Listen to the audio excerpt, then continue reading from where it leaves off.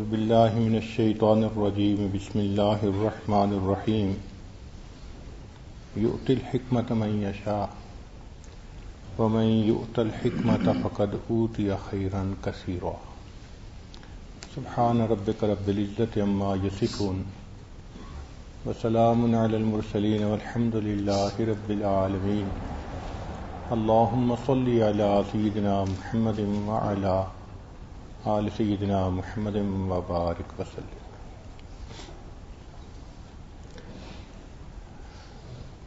اس مجلس کے بیانات کا قصہ ایسے ہے کہ پچھلے رمضان سے دل میں تھا کہ سالکین کو ہم روحانی بیماریوں کے بارے میں کچھ تفصیلات بتائیں گے، چنانچہ پورا سال اسی پہ کام کرتے رہے۔ اللہ کی شان کہ جب شعبان میں لکھنے کے لیے بیٹھے کہ وہ مضمون تیار کریں تو ابن عطاء اللہ اسکندری رحمۃ اللہ علیہ کی ایک حکمت کی بات ہے، وہ اچانک دل میں ایسی آئی کہ مسلط ہو گئی۔ اب ہمیں کشف اور الہام تو ہوتا نہیں، لیکن اتنا ہوا کہ وہ روحانی بیماریوں کی طرف ذہن ہی نہیں چلتا تھا، خالی۔ تو پھر ہم نے ہتھیار ڈال دیے کہ بھائی شاید اسی میں اللہ کی طرف سے خیر ہوگی۔ تو ہم نے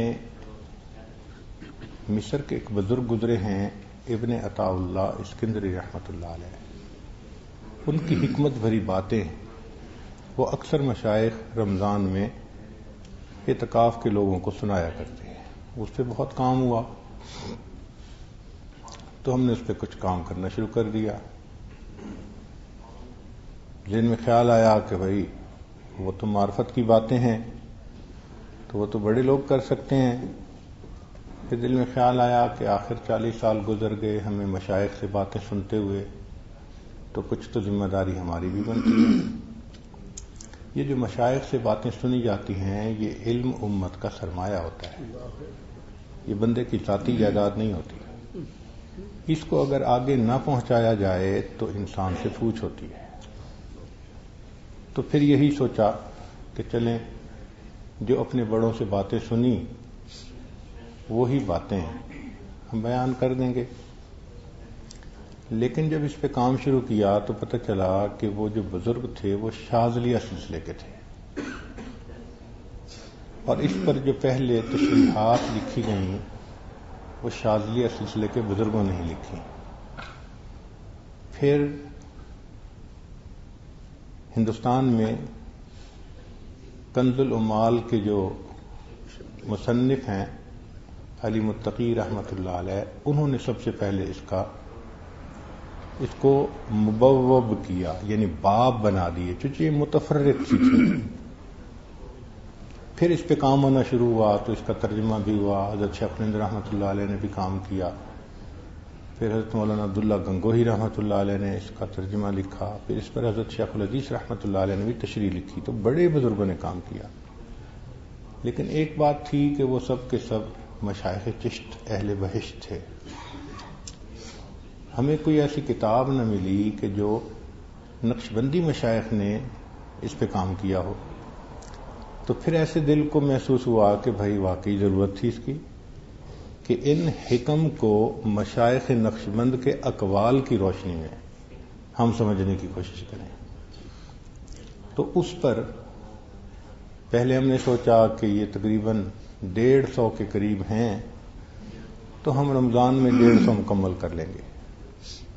لیکن جب کرنے بیٹھے تو پتہ چلا کہ ایک ایک حکمت کے اندر بہت تفصیلات ہیں، تو گویا 10 بیانات میں ہم صرف 15 حکمتوں کی تفصیل کی ہے۔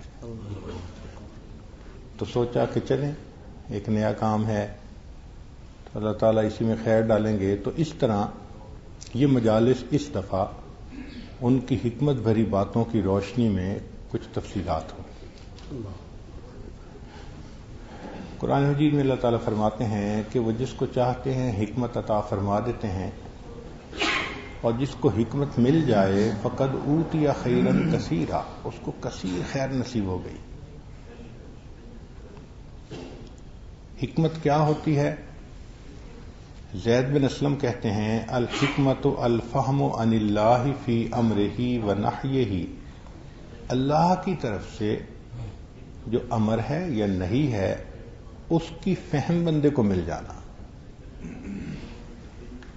چنانچہ امام مالک رحمۃ اللہ علیہ فرماتے ہیں انہ لیقع فی قلبی ان الحکمت ہی الفقہ فی الدین، میرے دل میں یہ بات آ گئی، ڈالی گئی کہ حکمت جو ہے یہ دین کی سمجھ ہے،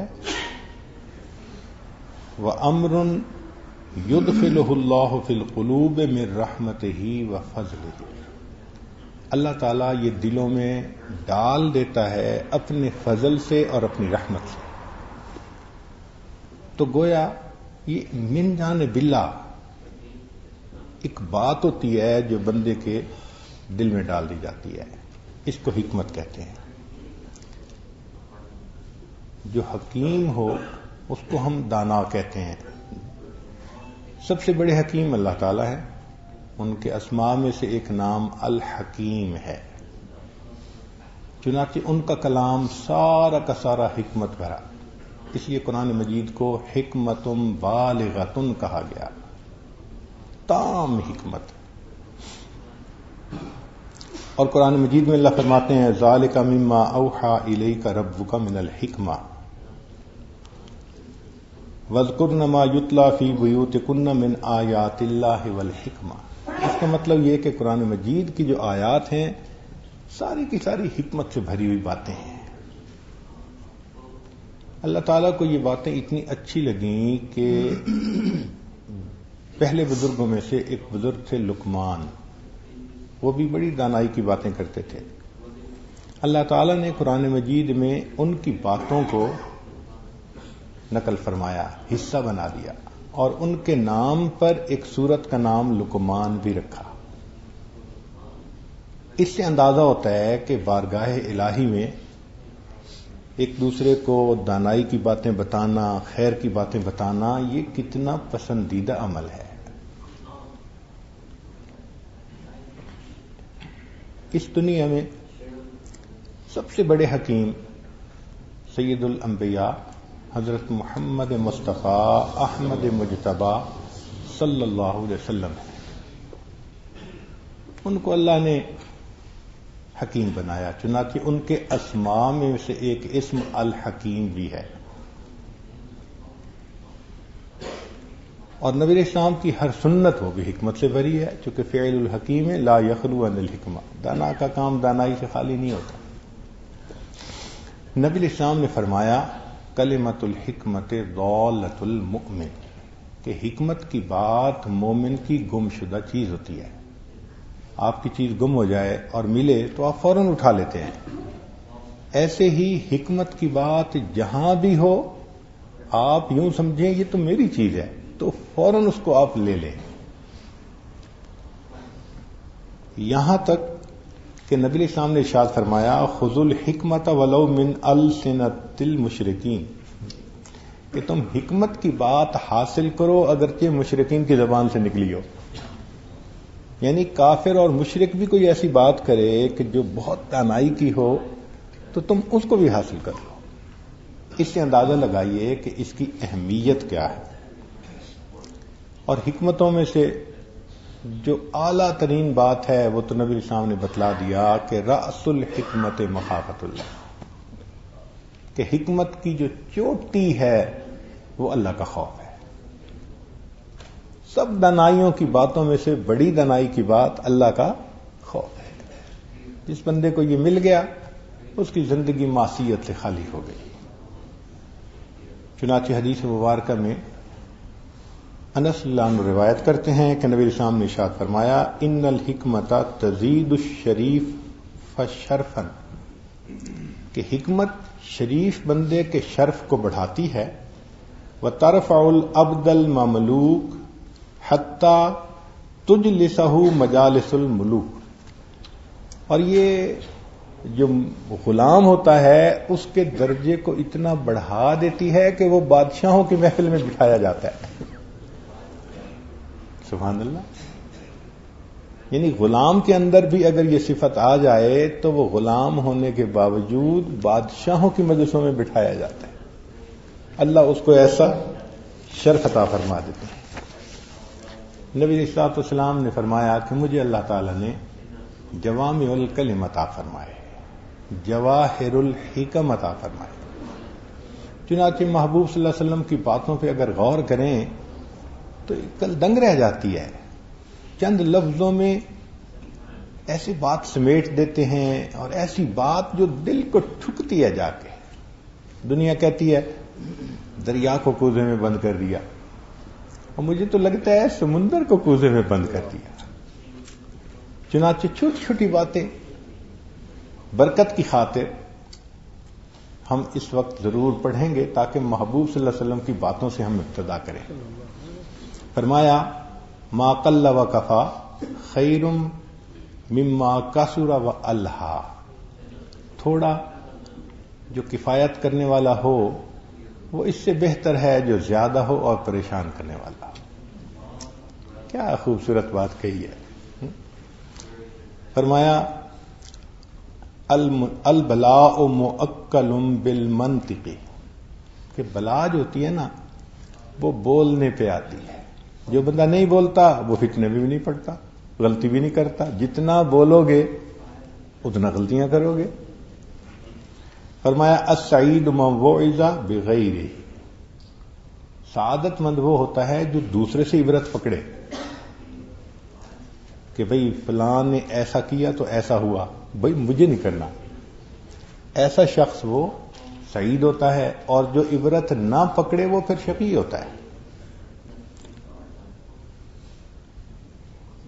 فرمایا الصامت حکمت وقلیل فاعلہ،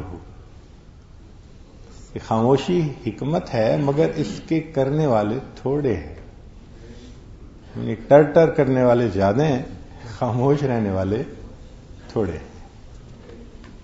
فرمایا القناعۃ مال لا ينفد، قناعت ایسا مال ہے جو ختم ہی نہیں ہوتا۔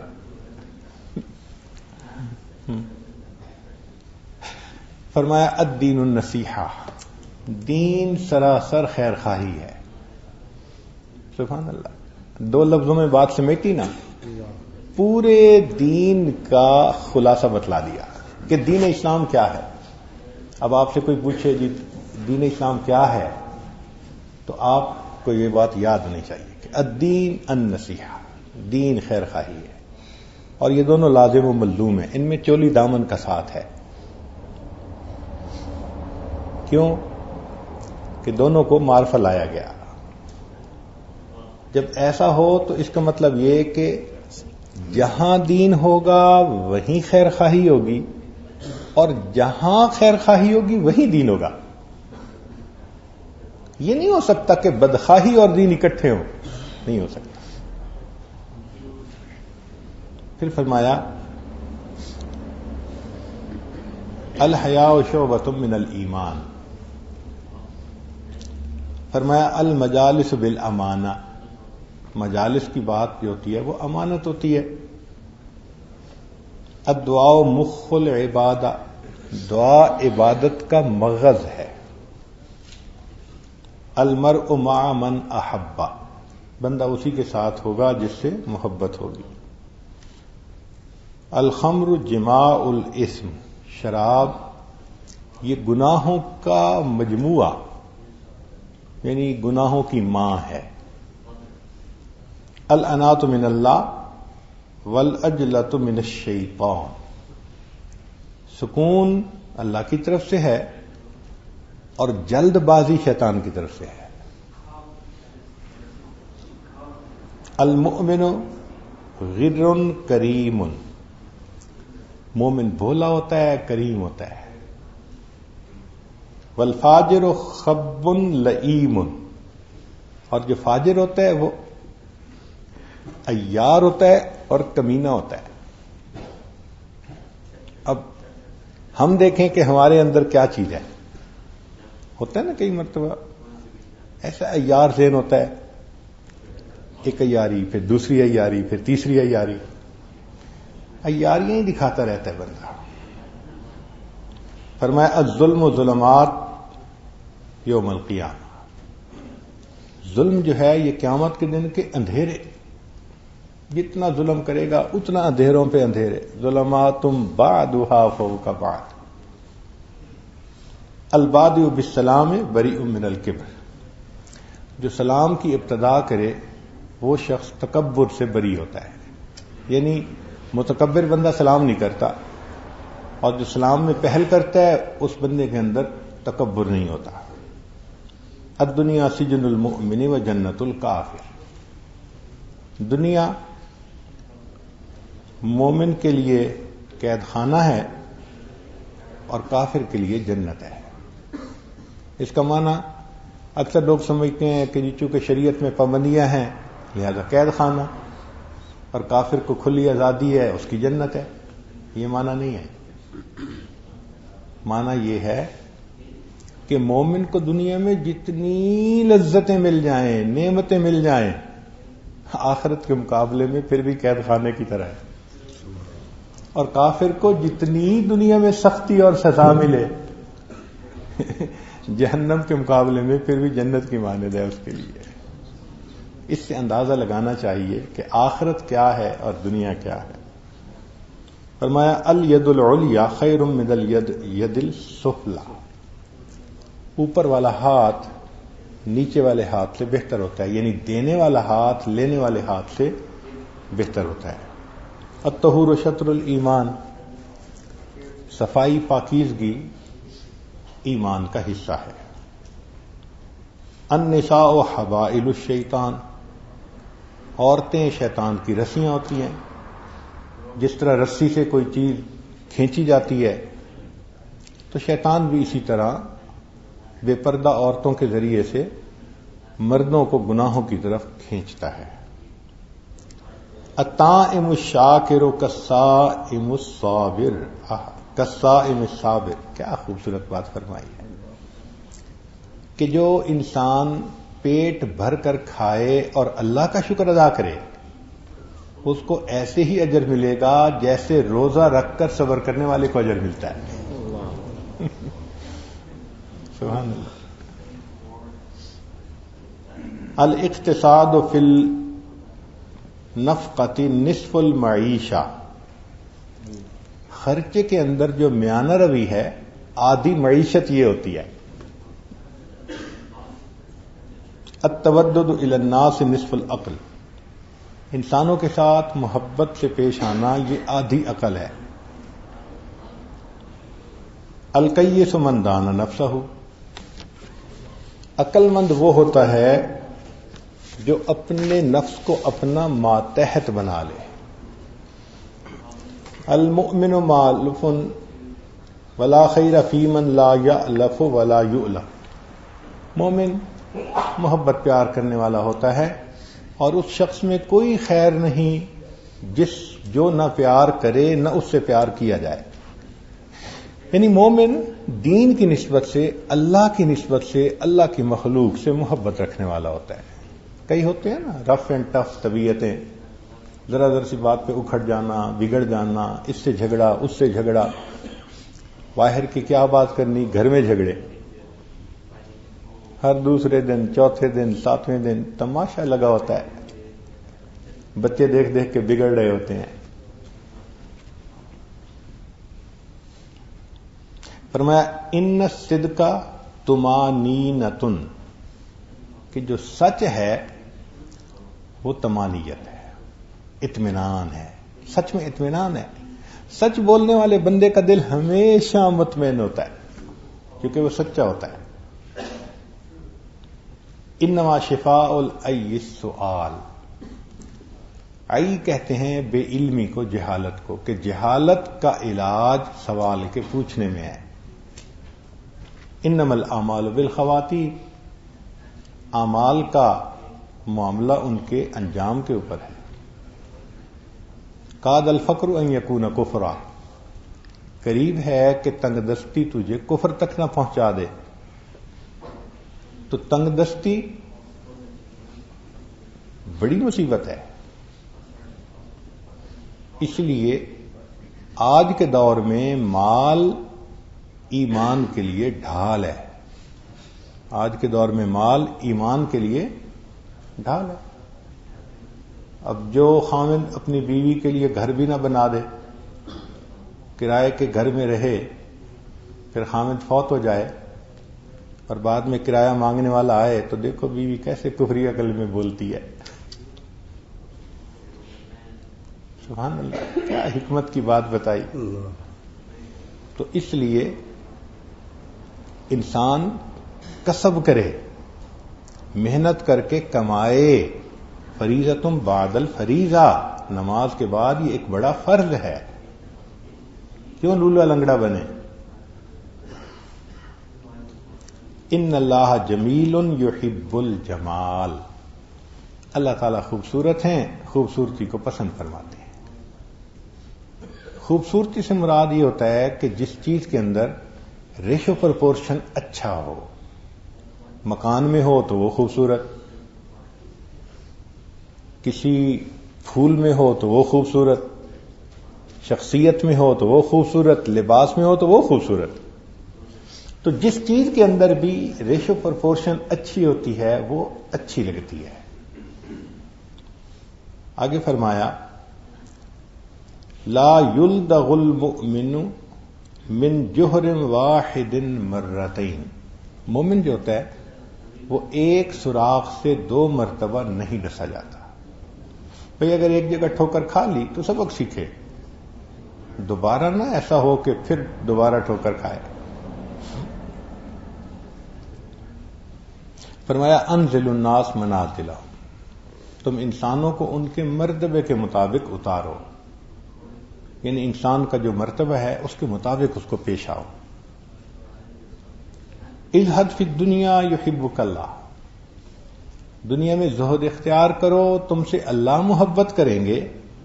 وزہد فیما عند الناس یحبک الناس، اور جو لوگوں کے پاس ہے نا اس سے زہد اختیار کرو، لوگ تم سے محبت کرنے لگ جائیں گے.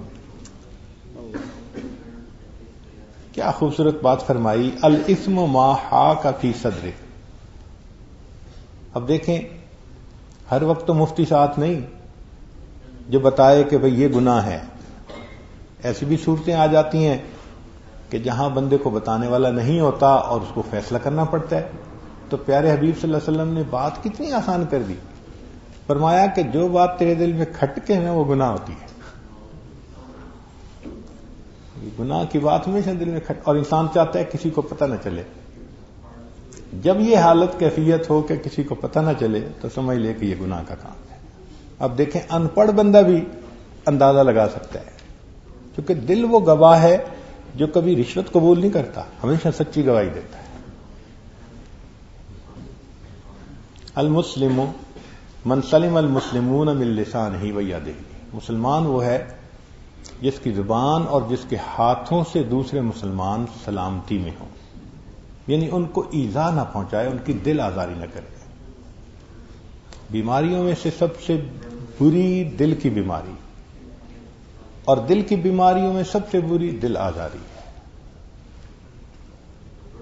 المجاہد من جاہد نفسہ فی طاعت اللہ، مجاہد وہ ہوتا ہے جو اللہ کے راستے میں اپنے نفس کے ساتھ مجاہدہ کرے، اس کو شریعت پر عمل کرنے کے لیے لگام ڈالے.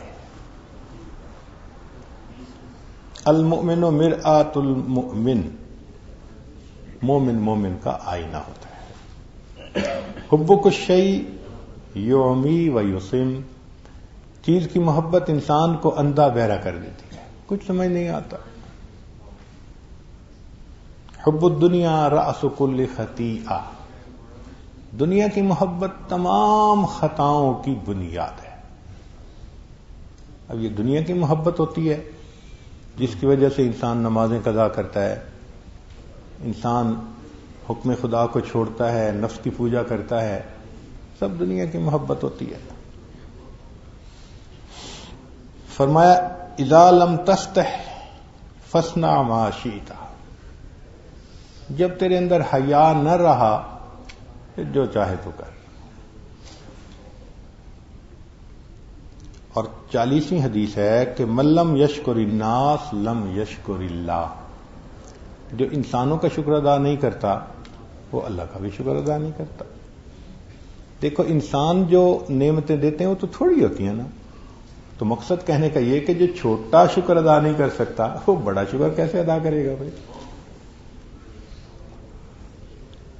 اب سنیے, ابو ذر لانو روایت کرتے ہیں, کان ابو ذر یحدث ان رسول اللہ صلی اللہ علیہ وسلم قال فرج عن سقف بیتی وانا بمکہ, میں مکہ میں تھا اور میرے گھر کی چھت کو کھولا گیا, چھت کو کھولا گیا. فنزل جبریل علیہ السلام, اور اس میں سے جو سوراخ ہوا اس میں سے جبریل علیہ السلام نازل ہوئے. ففرج صدری, انہوں نے میرے سینے کو بھی کھول دیا. ثم غسلہ بماء زمزم, پھر انہوں نے زمزم پانی سے میرے سینے کو دھویا. ثم جاء بطست, پھر وہ ایک ٹرے تشت لے کر آئے, من ذہب, جو سونے کا تھا, ممتلیہ حکمتم و ایمانا, اس میں حکمت اور ایمان بھرا ہوا تھا. فافرغہ فی صدری, انہوں نے وہ تشت میرے سینے میں اڈیل دیا. یعنی یہ ایمان اور حکمت محبوب صلی اللہ علیہ وسلم کے سینے میں بھر دی گئی تھی. ہمارے مشائخ کہتے ہیں کہ جو نبی اسلام نے فرمایا نا کہ کچھ چیزیں اندر سے دھوئیں, وہ لطائف تھے جن کو دھویا گیا تھا. اس لیے کہ اس کے بعد پھر واقعہ پیش آیا معراج کا, اور جس دن معراج پہ جانا تھا جس رات کو, اس رات پھر دوبارہ دھویا گیا. یہ 2 دفعہ شق صدر کا واقعہ پیش آیا. تو لطائف دھلے, معرفت کے لیے پرواز شروع ہو گئی. عن ابن مسعود رضی اللہ عنہ قال سمعت رسول اللہ صلی اللہ علیہ وسلم لا حسد فی الا فی اثنتین, حسد جائز نہیں سوائے 2 بندوں کے. ایک تو وہ رجل آتاہ اللہ مالا, جس بندے کو اللہ نے بہت مال دیا ہو, فسلطہ علی حلقتہ, وہ مسلط ہو گیا اس بات پہ کہ میں نے اس کو اللہ کے راستے میں خرچ کر کے رہنا ہے, تل گیا. اور رجل آتاہ اللہ حکمتا فہو یقضی بہا, بندہ جس کو اللہ نے حکمت دی اس کے مطابق وہ فیصلے کرتا ہے. سیدنا ابن عباس رضی اللہ عنہ فرماتے ہیں کہ دعا لی رسول اللہ صلی اللہ علیہ وسلم ان یؤتینی اللہ الحکمت مرتین, کہ نبی علیہ السلام نے 2 مرتبہ دعا کی کہ اللہ مجھے حکمت عطا فرما دے. پہلے انبیاء میں سے بہت سارے انبیاء کی حکمت بھری باتیں منقول ہیں, لیکن داؤد علیہ السلام کے بارے میں اللہ فرماتے ہیں وَآتَاهُ اللَّهُ الْمُلْكَ وَالْحِكْمَةَ. تو داؤد علیہ السلام نے اپنے بیٹوں سے ایک مرتبہ 9 سوال پوچھے. 19 بیٹے تھے اس وقت. تو ان میں سے جو سلیمان علیہ السلام تھے نا, جن کو پھر اللہ نے ملک بھی دیا, حکمت بھی دی, تو انہوں نے صحیح جواب دیے. وہ سوال بڑے دلچسپ ہیں. انہوں نے کہا بھئی انسان کے سب سے قریب کون سی چیز ہے, اور تو جواب دے نہ سکا کوئی. سلیمان صاحب نے کہا کہ موت انسان کے سب سے قریب ہے, اور یہ ٹھیک جواب تھا. دوسرا سوال پوچھا کہ انسان سے سب سے زیادہ دور کون سی چیز ہے,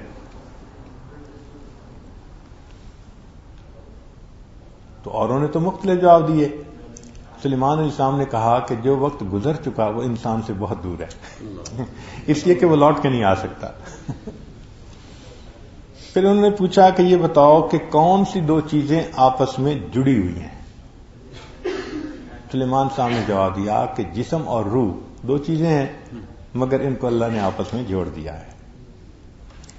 پوچھا کہ سب سے زیادہ خوف کھانے والی چیز کون سی ہے, تو سلیمان صاحب نے جواب دیا کہ مردہ میت جو ہے نا, سب سے زیادہ خوف کھانے والی چیز ہے کہ ایک دن مجھے بھی اسی طرح کندھوں پہ اٹھایا جائے گا, نہ یہ حسن رہے گا, نہ مال رہے گا, نہ یہ دنیا کا عیال ہوگا, جانا پڑ جائے گا.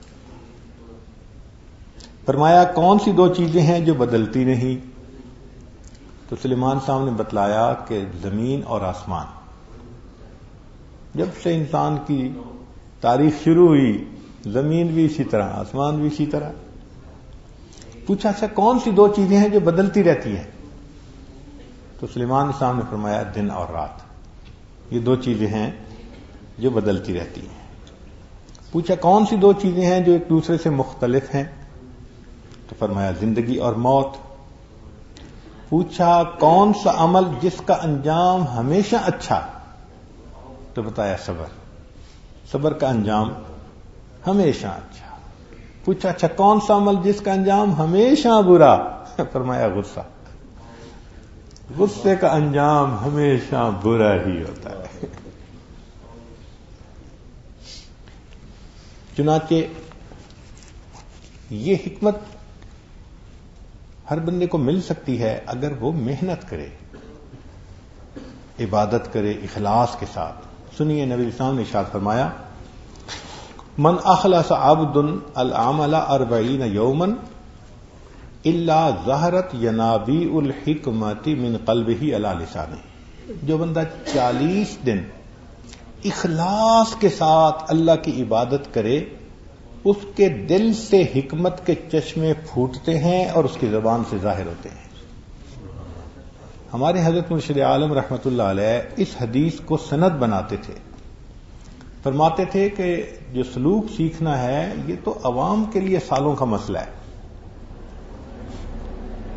یہ سبزی بیچنے والا، یہ گوشت بیچنے والا، یہ کپڑا بیچنے والا، جن کے یہ کام ہے نا ان کے لیے سالوں کے مسئلے ہیں. فرماتے تھے علماء کے لیے نہیں ہے. وہ تو پہلے ہی 8 سے 10 سال مدرسے میں لگا چکے ہوتے ہیں. تو جو پہلے 8 سے 10 سال لگا چکے اب ان کے لیے معرفت کا پانا، فرمایا یہ سالوں کے مسئلے نہیں ہوتے. فرمایا کرتے تھے کوئی عالم آئے اور میری صحبت میں 40 دن رہے، اس کا دل نہ بدلے میرا نام بدل دینا.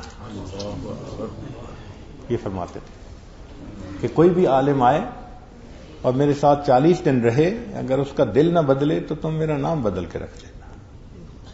اور وہ حدیث میں یہ حدیث مبارکہ سند میں پیش فرماتے تھے. یعنی بات قوی تھی.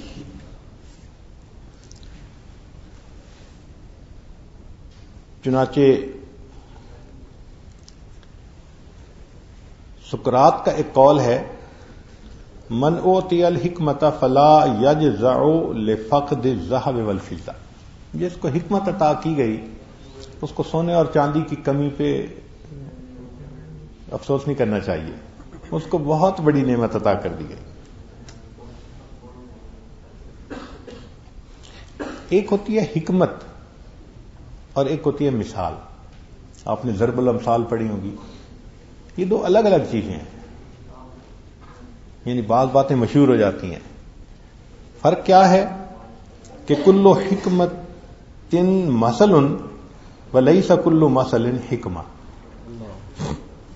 ہر حکمت وہ مثال تو ہوتی ہے لیکن ہر مثال حکمت نہیں ہوتی. عام باتیں بھی مشہور ہو جاتی ہیں. اب نبی علیہ الصلوۃ والسلام کی صحبت پانے والے جو حضرات تھے انہوں نے یہ حکمت کی باتیں نبی علیہ السلام سے سیکھیں، پھر انہوں نے آگے بھی پہنچائیں. ان کی زبان سے بھی یہ حکمت کی باتیں جاری ہوئی. کہتے ہیں کہ استاد کی عظمت دیکھنی ہو تو شاگردوں کو دیکھو. شاگردوں سے استاد کا مقام پہچانا جاتا ہے. تو نبی علیہ الصلوۃ والسلام کی اگر شان دیکھنی ہو تو صحابہ کرام کی زندگیوں کو دیکھو. اس سے پتہ چلتا ہے کہ معلم کتنے بڑے تھے. چنانچہ سیدنا صدیق اکبر عنہ ان کی بہت ساری باتیں حکمت بھری باتیں ہیں. ایک بات جو کہ ہمارے سلسلے کے مشائخ میں سے ہیں تو فرماتے تھے سبحان من لم یجعل لخلقہ سبیلا الی معرفتہ الا بالعجز عن معرفت. پاک ہے وہ ذات جس نے اپنے تک پہنچنے کے لیے عجز کے سوا کوئی دوسرا راستہ ہی نہیں بنایا. جو اللہ تعالیٰ تک پہنچنا چاہتا ہے اسے عاجزی اختیار کرنی، اسے جھکنا پڑے گا. جھکے بغیر کوئی اللہ تعالیٰ تک نہیں پہنچ سکتا. سوچئے اس سے اللہ کی کتنی عظمت بیان ہوتی ہے. پاک ہے وہ ذات جس نے اپنے تک پہنچنے کے لیے عاجزی کے سوا کوئی دوسرا راستہ ہی نہیں بنایا. دوسری بات فرماتے تھے جسے رونے کی توفیق نہ ہو اس کو چاہیے کہ رونے والوں پر رحم بھی کھا لے. جسے رونے کی توفیق نہ ہو اس کو چاہیے کہ رونے والوں پر رحم بھی کھا لیا کرے. آج تو وہ وقت آ گیا کہ جان بوجھ کے رلاتے ہیں، رحم بھی نہیں کھاتے. عورتیں کہتی ہیں ایسی بات کی جلتی رہی ہوگی.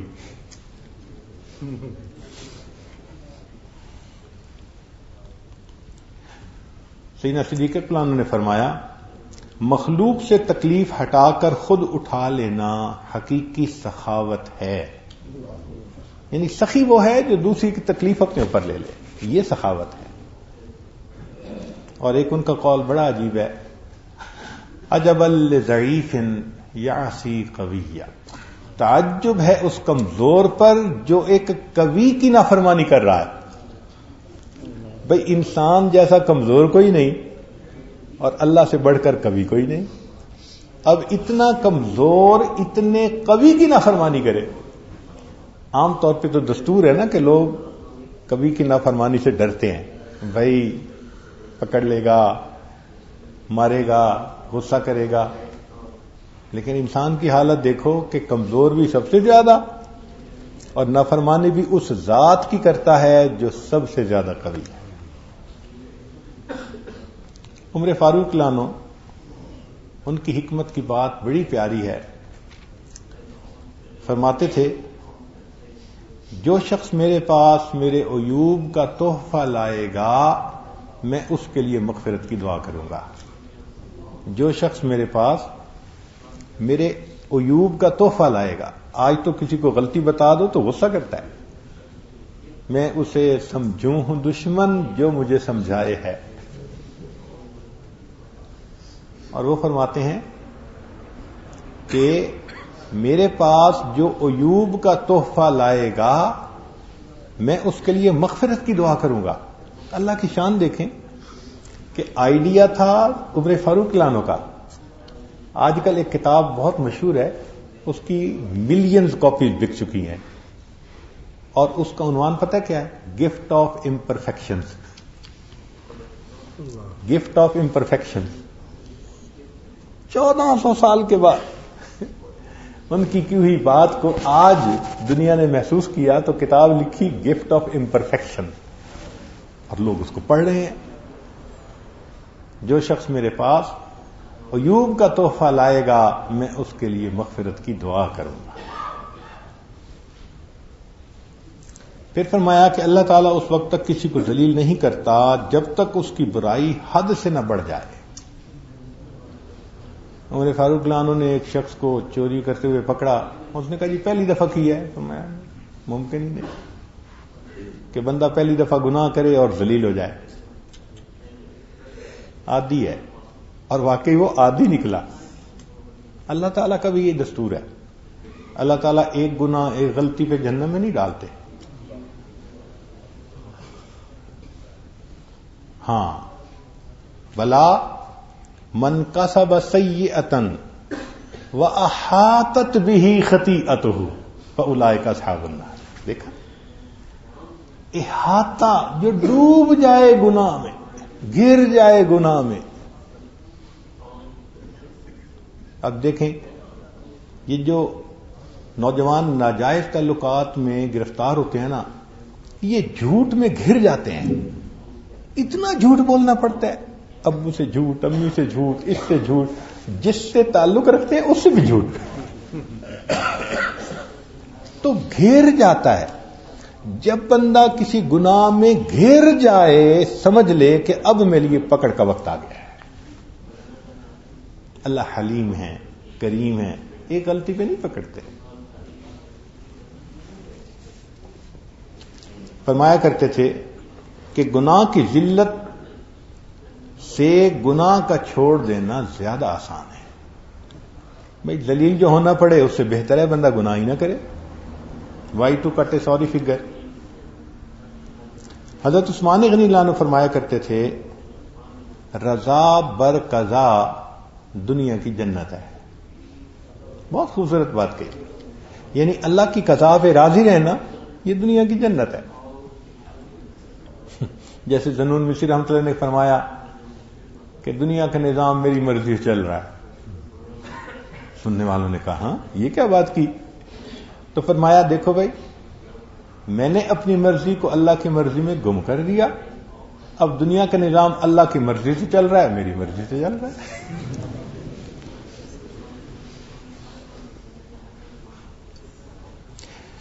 سیدنا عثمان غنی اللہ عنہ نے فرمایا کہ جس شخص نے اللہ کو جس قدر پہچانا وہ اس سے اسی قدر محبت زیادہ کرے گا. The more you know him, you will love him. جتنا اللہ کو پہچانو گے اتنا اللہ سے محبت کرو گے. اور فرمایا جتنا دنیا کی حقیقت کو پہچانو گے اتنا دنیا سے دور بھاگو گے.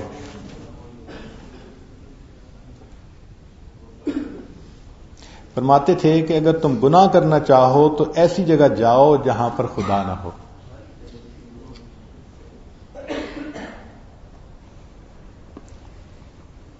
حضرت علی عنہ کا ایک قول ہے، کیا خوبصورت بات کہی. فرماتے تھے اے اللہ میرے لیے یہی عزت کافی ہے کہ تو میرا پروردگار ہے. کانوں میں رس گھل جاتا ہے یہ بات سن کے. اے اللہ میرے لیے یہی عزت کافی ہے کہ تو میرا پروردگار ہے، اور میرے لیے یہی فخر کافی ہے کہ میں تیرا بندہ ہوں. تیرا بندہ ہونا میرا فخر ہے. میرے لیے یہی عزت کافی ہے کہ تو میرا پروردگار ہے، اور میرے لیے یہی فخر کافی ہے کہ میں تیرا بندہ ہوں. فرماتے تھے الناس اعداء لما جاہلوا، لوگوں کو جس چیز کا نہیں پتا ہوتا وہ اس کے مخالف ہو جاتے ہیں. فرماتے تھے عرفت ربی بفسخ العزائم، میں نے اپنے ارادوں کے ٹوٹنے سے اللہ کی معرفت کو پا لیا کہ میں جو چاہتا ہوں میں کرنا چاہتا ہوں نہیں ہوتا. اس کا مطلب کوئی اور ہے جو میری مرضی نہیں پوری ہونے دیتا. تو مجھے اللہ کی معرفت اس سے حاصل ہو گئی.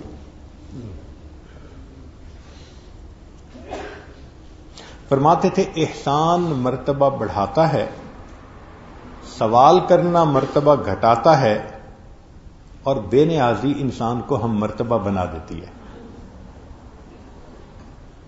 انہی کا شعر ہے لیس الجمال باسواب تزیننا، خوبصورتی یہ نہیں ہے جو ہم کپڑے پہن کے خوبصورت بنتے ہیں. ان الجمال جمال العلم والادب. لیس الیتیم الذی قد مات والدہ بل الیتیم یتیم العلم والادب. اب یہاں ایک نقطے کی بات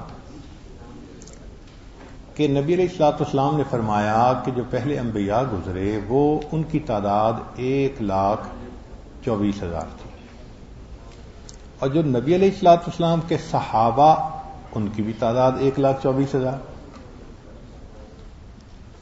تو نقطے کی بات یہ ہے کہ نبی علیہ الصلوۃ والسلام تمام انبیاء کے علوم کے جامع تھے.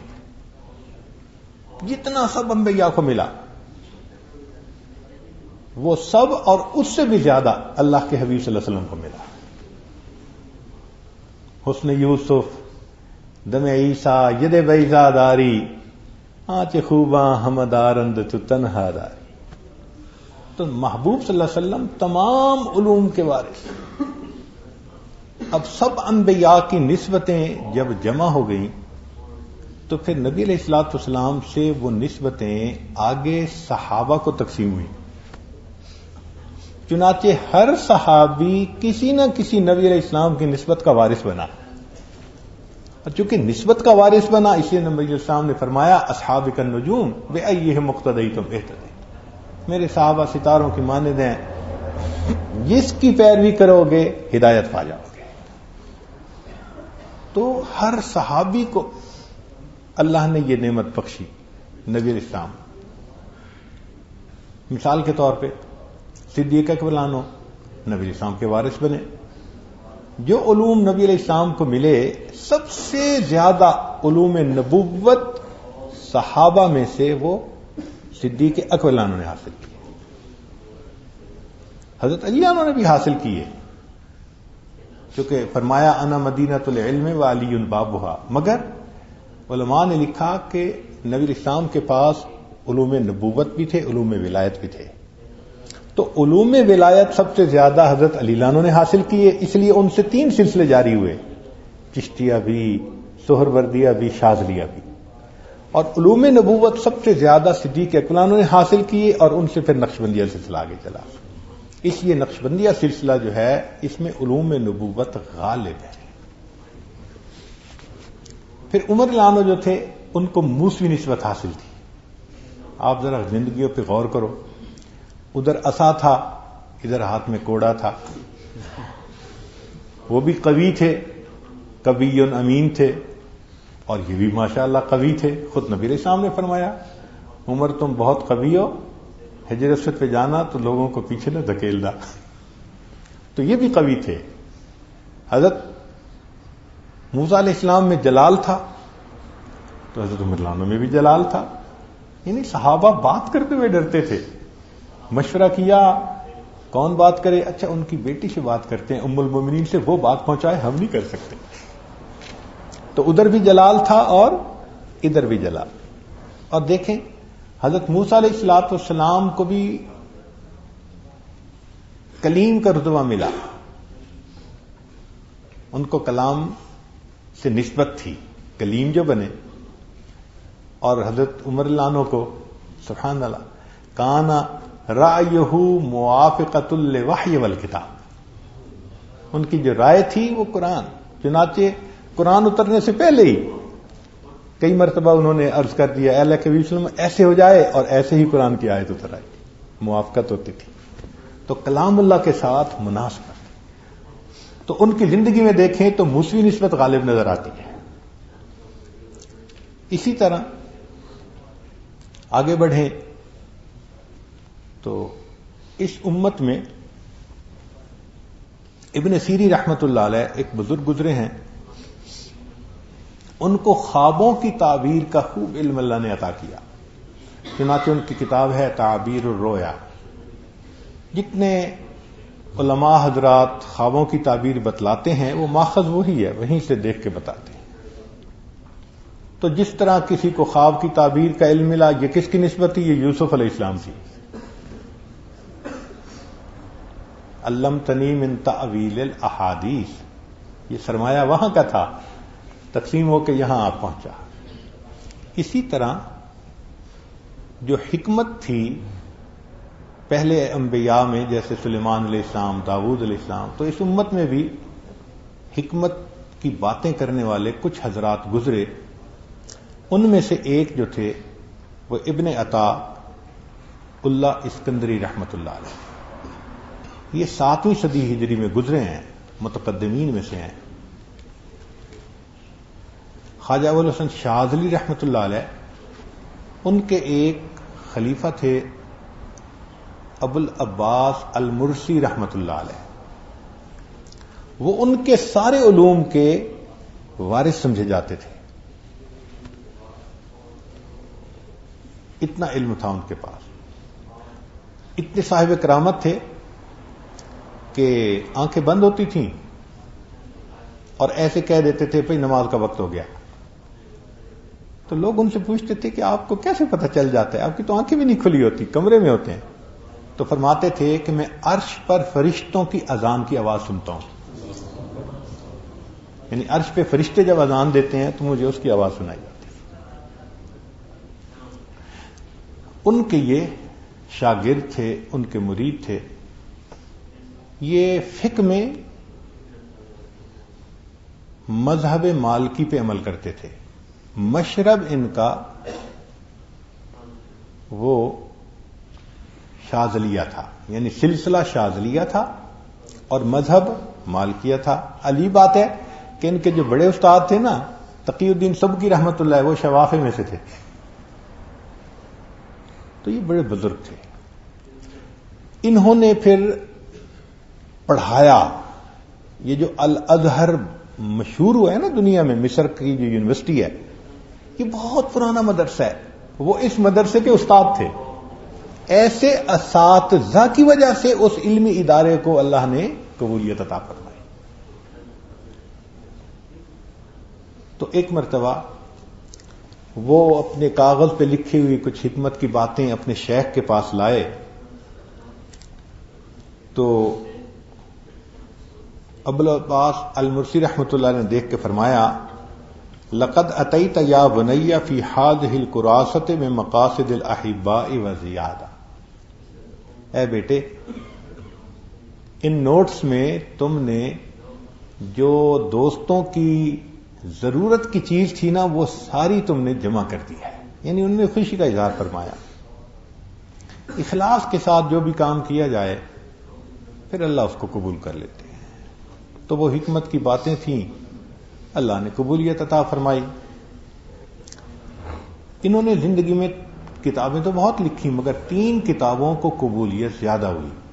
ایک کتاب ان کی تھی التنویر فی اثبات التقدیر، دوسری الحکم العطائیہ، اور تیسری لطائف المنن. یہ 3 کتابیں ان کی بہت معروف ہیں. ان کی زندگی میں زہد بہت تھا، اور زہد کی وجہ سے ہی حکمت ملتی ہے. تو اس زہد کی وجہ سے اللہ نے ان کو خوب حکمت عطا فرمائی. اس کی شرحیں لکھی ہیں. سب سے پہلی شرح شیخ زروق نے لکھی، وہ بھی پرانے لوگوں میں سے تھے. ویسے تو انہوں نے 3 شرحیں لکھی، لیکن ایک شرح ان کی بڑی مقبول ہوئی. پھر بعد میں ایک بزرگ آئے، انہوں نے ابن اجیبہ تھے ان کا نام، انہوں نے ایقاظ الحمم کے نام سے اس کی تشریح لکھی. وہ بھی بہت مقبول ہوئی، اور بہت سارے مشائخ نے لکھی. لیکن جیسے پہلے بتایا کہ وہ مشائخ یا تو شاذلیہ سلسلہ کے تھے، پھر بعد میں پاک و ہند میں مشائخ چشت اہل بہشت تھے. تو اس کی ضرورت محسوس ہوئی کہ ان حکمت کی باتوں کو مشائخ نقشبندیہ کے ذوق کے مطابق ذرا کھولا جائے. تو واقعی پھر کرنے والا کام تھا. تو اس لیے یہ فیصلہ کیا کہ ہم ان مجالس میں وہ کچھ حکمتیں کھولیں گے. یہ اللہ تعالیٰ کے مقبول بندے تھے. چنانچہ ہدایہ کے شارح ہیں جنہوں نے فتح القدیر کتاب لکھی، علامہ کمال ابن الہمام، بہت مشہور ہیں. ایک مرتبہ وہ ابن عطا رحمۃ اللہ علیہ کی قبر پر فاتحہ پڑھنے کے لیے گئے. تو جب گئے تو وہ سورہ ہود کی کتاب پڑھ، سورہ ہود کی تلاوت کر رہے تھے. تو جب وہاں پہنچے نا تو انہوں نے تلاوت کی فَمِنْهُمْ شَقِيٌّ وَسَعِيدٌ. یہ آیت پڑھی وہاں پہنچتے ہی. تو وہ فرماتے ہیں کہ جیسے میں نے یہ آیت پڑھی تو مجھے قبر سے آواز آئی، یا کمال لیس فینا شقی. اے کمال، ہمارے اندر کوئی شقی نہیں ہے. چنانچہ علامہ ابن حمام نے وصیت فرمائی کہ میری قبر ابن عطا کی قبر کے ساتھ بنائی جائے. اللہ اکبر.